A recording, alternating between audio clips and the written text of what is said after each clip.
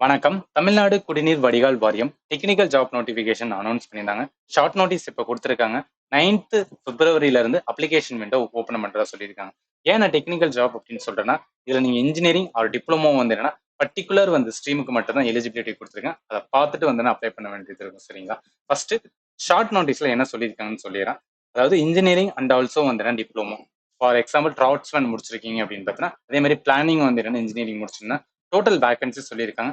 1933 vacancies இருக்கு. இதுல நீங்க ஒர்க் பண்ற எந்த மினிஸ்ட்ரி ஆர் வந்து டிபார்ட்மெண்ட் பாத்தீங்கன்னா, so director of municipal administrations and Tamil Nadu water supply drainage board, Chennai metropolitan water supply sewage போர்டுக்குள்ள தான் நீங்க ஒர்க் பண்ற மாதிரி இருக்கும். சரிங்களா? ஸோ இதுக்கான தனி வந்து என்னன்னா உங்க ஸ்ட்ரீம்ல நீங்க முடிச்சிருந்தீங்கன்னா அதை பார்த்துட்டு வந்து அப்ளை பண்ண வேண்டியது இருக்கும். சரி, இப்ப இதுக்கான முக்கியமான வந்துன்னா டேட் வந்துன்னா நம்மளுக்கு ஸ்டார்ட் பண்ற டேட் வந்துன்னா சொல்லினா 9th February 2024. அப்ளை பண்றதுக்கான கடைசி டேட் வந்து என்னன்னா 12th March 2024 எண்ட் ஆகும். ஆல்மோஸ்ட் 1 month இருக்கு. நீங்க எலிஜிபிலிட்டி எல்லாமே பார்த்துட்டு அதுக்கப்புறம் அப்ளை பண்ணுங்க. சரிங்க.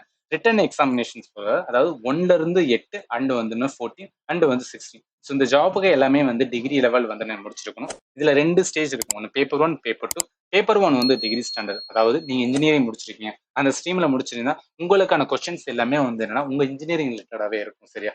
பேப்பர் 2 வந்து என்னன்னா Tamil eligibility and general studies இருக்கும்.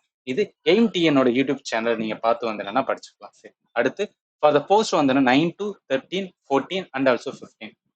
இதுல குவாலிஃபிகேஷன்ஸ் வந்து diploma civil diploma in architecture முடிச்சிருந்தீங்கன்னா நீங்களுக்குமே வந்து என்ன உங்களுக்கு paper 1, paper 2. Paper 1 diploma standard இருக்கும். பேப்பர் 2 வந்து என்னன்னா ஜென்ரல் ஸ்டடிஸ் தமிழ் எலிஜிபிலிட்டிஸ்லாம் இருக்கும். சரிங்களா? ஸோ இந்த தமிழ் எலிஜிபிலிட்டி டெஸ்ட் வந்து என்ன ஜஸ்ட் ஒரு குவாலிஃபிகேஷன் நேச்சர் தான். அது வந்து என்ன அதிகமாக மார்க் வேணும்னு கிடையவே கிடையாது. ஆனா உங்களுக்கான paper 1 and also part B general studies இது வந்து இம்பார்ட்டண்டா இருந்துச்சு. இதை பார்த்ததுக்கு அப்புறம் ஒன்ஸ் ரிட்டன் முடிச்சதுக்கு அப்புறம் உங்களுக்கான இன்டர்வியூ இருக்கும். அதுதான் வந்து என்ன ஃபைனல். அதுக்கப்புறம் மெரிட் லிஸ்ட் வந்து ரிலீஸ் பண்ணுவாங்க. ஸோ ஜஸ்ட் ஷார்ட் நோட்டீஸ் மட்டும் தான் கொடுத்துருக்காங்க. இதுக்கான இது நீங்க எலிஜிபிளா இருந்தீங்கன்னா பார்த்துட்டு வந்து அப்ளை பண்ணுங்க.